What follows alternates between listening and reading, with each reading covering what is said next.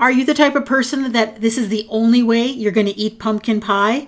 Or like this? Well, you might change your mind if you try this bourbon pumpkin tart with pecan streusel. Let's see what's cooking. Let's get the facts. Let's see what's cooking. It's time for Yo-Yo Facts 12. Hello everyone. The first thing you're going to do is line a tart pan with some pastry. Now, a tart pan is kind of like a pie dish, except it's a little bit bigger and maybe a little bit shallower. If you don't have a tart pan and don't want to go buy one, then just use a large deep dish pie pan and you'll be fine. Now onto our filling. That is 1 15-ounce can of pure pumpkin. Don't use pumpkin pie filling, that's a different thing.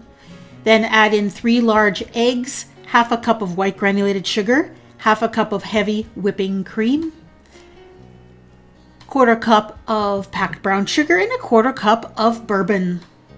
Now we're going to follow this up with 2 tablespoons of all-purpose flour, and I will spice it up with a teaspoon of ground cinnamon, a teaspoon of ground ginger, 1/4 teaspoon of ground cloves, and 1/4 teaspoon of salt.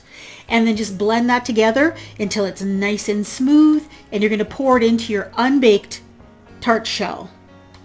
And you should have just enough filling to fill it up just perfectly. And now for the streusel topping. And after 16 years of uploading to YouTube, I still forget to turn my camera on.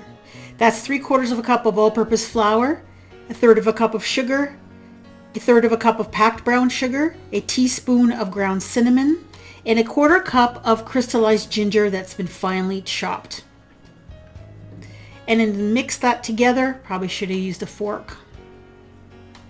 Now we're going to cut in 1/2 cup of cold butter, and you're going to cut that in with a knife, or you could use your fingers until it's nicely combined. And then finally we'll add in 3/4 cup of coarsely chopped pecans or walnuts. That's up to you. And then just sprinkle it on top of your filling, and then you're going to bake it at 350 degrees for about 55 minutes until a knife inserted in the center comes out clean. And here it is, baked out of the oven. This is absolutely delicious. You do have a great pumpkin flavor in this, but it is not overpowering. It's not too thick, and that streusel topping just makes it delicious. And I bet you're not going to need 1 single dollop of whipped cream to enjoy this one. Wow, look, a pumpkin playlist. Thank you so much for watching.